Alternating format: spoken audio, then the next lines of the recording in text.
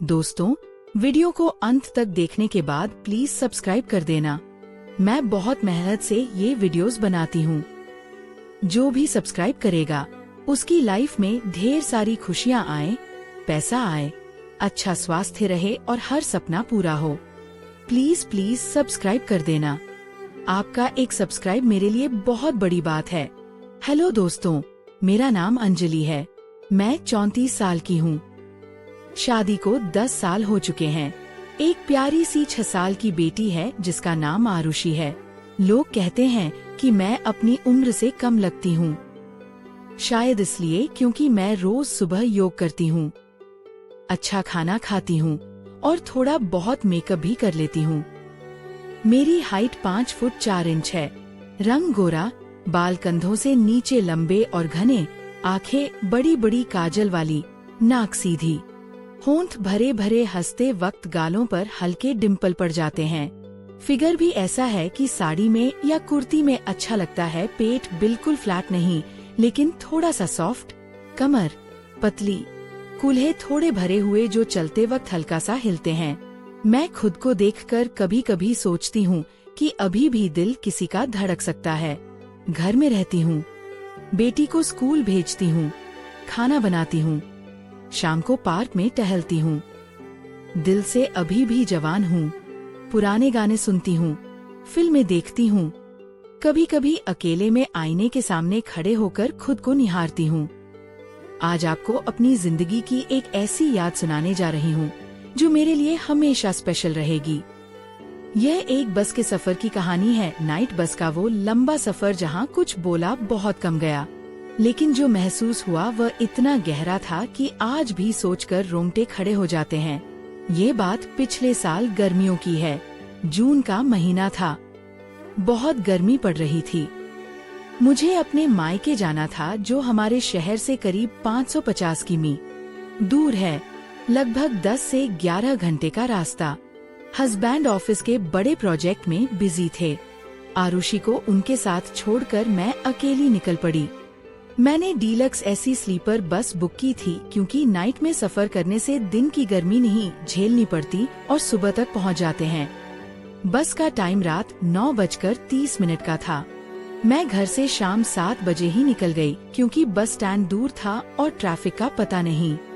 घर से निकलते वक्त मैंने लाइट पिंक कलर की कॉटन की साड़ी पहनी थी। गर्मी में आरामदायक लगती है। नीचे मैचिंग ब्लाउज, हल्का मेकअप, काजल, लिपस्टिक, बाल खुले रखे, छोटा सा पर्स और एक ट्रॉली बैग। ऑटो लिया और बस स्टैंड पहुंची। वहाँ भीड़ कम थी। नाइट बसें कम चलती हैं। मैंने अपनी सीट चेक की। 14A lower berth window side. Sleeper bus थी इसलिए ऊपर नीचे बर्थ थे। मैं अपनी बर्थ पर चढ़ गई, बैग साइड में रखा, पर्दा खींचकर प्राइवेसी बना ली, लेकिन पूरा नहीं खींचा क्योंकि अकेली थी तो थोड़ा डर भी लग रहा था। शॉल ओढ़ ली क्योंकि एसी बहुत ठंडा चलता है। फोन में पुराने रोमांटिक गाने प्ले कर लिए, वह वाले जो दिल को छू जाते हैं। बस में कुल 28 से 30 लोग ही थे, ज्यादातर सोने की तैयारी में। मेरी बगल वाली बर्थ 14 भी अब भी खाली थी। बस चली। शहर की लाइटें पीछे छूट गई। हाईवे पर आ गई। बाहर पूरा अंधेरा, सिर्फ आती जाती गाड़ियों की हेडलाइट्स। बस के अंदर डिम नीली लाइट्स चल रही थी। बस करीब 1 घंटा चली होगी कि एक छोटे से टाउन में रुकी। कुछ लोग उतरे, कुछ चढ़े।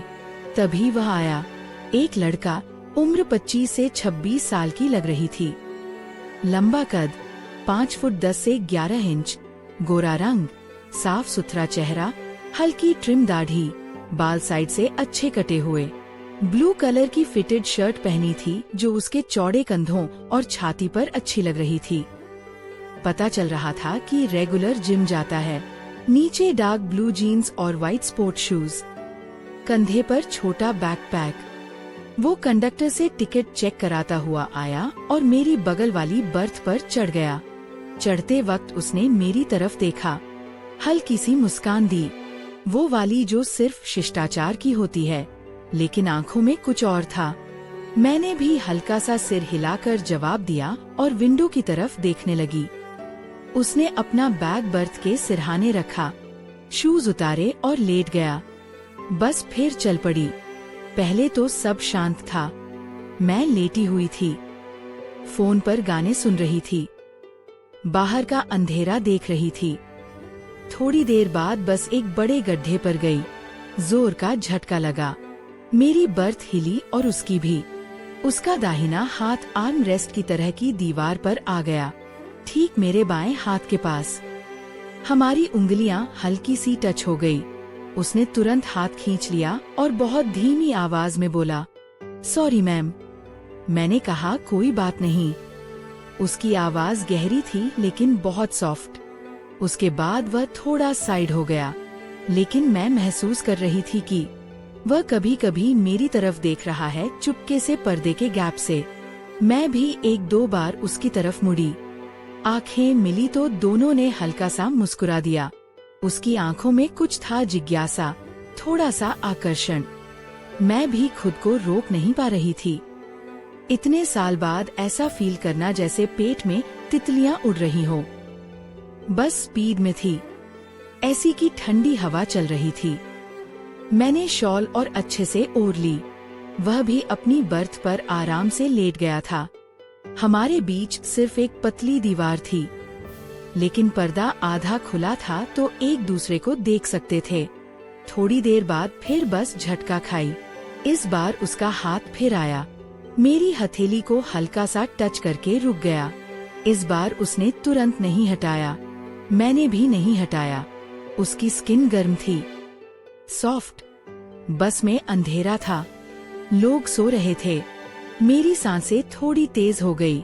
उसने धीरे से अंगूठे से मेरी उंगलियों पर हल्का सा सर्कल बनाया, जैसे गलती से, लेकिन जानबूझकर था। मैंने भी हल्का सा प्रेस किया। कोई शब्द नहीं, सिर्फ वो साइलेंट टच। दिल जोर से धड़क रहा था। वो थोड़ा और करीब सरक आया। उसका कंधा अब दीवार के पास था। बॉडी की गर्मी महसूस हो रही थी। फिर बस ने शार्प टर्न लिया। वो मेरी तरफ झुक गया। उसका कंधा दीवार से सटकर मेरे हाथ को टच कर गया। उसने फिर धीमी आवाज में कहा, सॉरी। मैंने कहा इट्स ओके, लेकिन मेरी आवाज में हल्की कंपी थी। उसके बाद वह करीब ही रहा। हाथ अब जानबूझकर टच में थे। वह अपनी थंब से मेरी उंगलियों को सहला रहा था। मुझे करंट सा लग रहा था। मैं भी जवाब दे रही थी। हल्का प्रेस, हल्का मूव। आंखें मिलती तो गहरी नजरें, जैसे दोनों बिना बोले एक दूसरे को पढ़ रहे हो। थोड़ी देर बाद उसने अपना फोन निकाला। स्क्रीन की लाइट उसके चेहरे पर पड़ी और हैंडसम लग रहा था। उसने कुछ टाइप किया और फोन मेरी तरफ घुमाया। स्क्रीन पर लिखा था, हाय।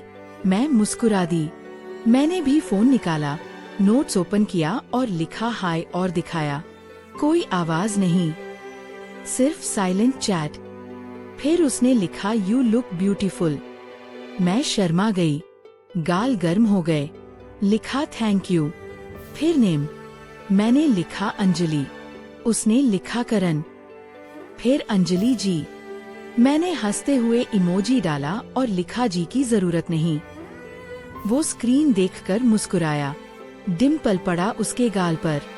फिर चैट चलने लगी। कहाँ जा रही हूँ? वो कहाँ? मैंने बताया मायके। उसने बताया वो भी उसी साइड रिश्तेदार से मिलने जा रहा है। बातें नॉर्मल थी, लेकिन हाथ का टच जारी था। अब उंगलियां हल्की इंटरवाइन हो गई थी। उसका अंगूठा मेरी हथेली पर स्ट्रोक कर रहा था। हर टच के साथ आकर्षण बढ़ता जा रहा था, जैसे अंदर कोई आग धीरे धीरे सुलग रही हो। तभी बस ने अचानक ब्रेक मारा। सामने कोई जानवर क्रॉस कर रहा था। सब आगे की तरफ झुके।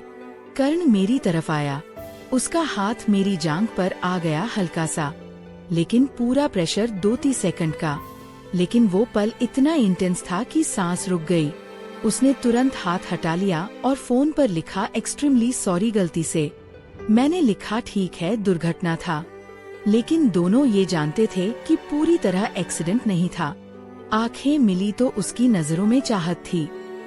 मेरी धड़कन तेज थी, फिर थोड़ी शांति, लेकिन टच फिर शुरू।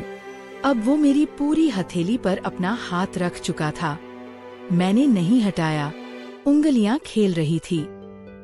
बस के झटकों का बहाना, लेकिन सच कुछ और। बाहर हल्की बारिश शुरू हो गई, विंडो पर बूंदें टपक रही थी। ऐसी और ठंडा हो गया। मैंने शॉल कस ली। करण ने फोन पर लिखा, ठंड लग रही है क्या? मैंने लिखा, थोड़ी सी। उसने अपना ग्रे कलर का हल्का जैकेट उतारा और पर्दे के गैप से मेरी तरफ बढ़ाया। मैंने मना किया, लेकिन उसने इंसिस्ट किया। मैंने ले लिया। जैकेट से उसकी खुशबू आ रही थी, हल्का मेल परफ्यूम, बहुत अच्छा। अब और करीब फील हो रहा था। उसका कंधा दीवार से सटा था। मैं हिली नहीं, वह भी नहीं, बस चल रही थी। लोग सो रहे थे, सिर्फ हम जाग रहे थे। कभी वह सहलाता, कभी मैं। सस्पेंस था, ये क्या हो रहा है? सफर खत्म होने के बाद क्या? फिर अचानक बस की लाइट्स पूरी बंद हो गई, शायद शॉर्ट सर्किट। पूरा अंधेरा। लोग हल्के से बड़बड़ाए। ड्राइवर ने कहा, 5 से 10 मिनट में ठीक हो जाएगी। अंधेरे में उसका हाथ और करीब आ गया।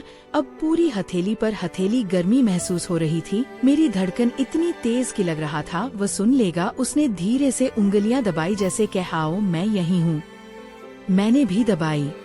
वो पल जादुई था। लाइट्स आई तो दोनों ने हाथ अलग किए, लेकिन मुस्कुरा रहे थे। फिर ऐसी में दिक्कत शुरू हुई।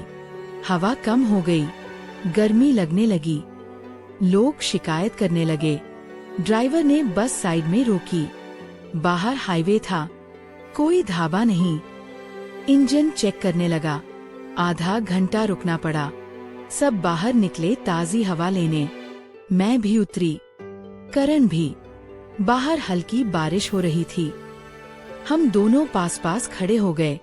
पहली बार साफ आवाज में बात हुई। उसने कहा, अंजलि ठीक है ना? मैंने कहा, हाँ, बस गर्मी लग रही थी अंदर। उसने कहा, यह बस वाले कभी मेंटेनेंस नहीं कराते। हम हंसे। उसकी आवाज करीब से और अच्छी लगी। हम थोड़ी देर खड़े रहे। बारिश की बूंदें गिर रही थी, लेकिन हम बस की छाव में थे।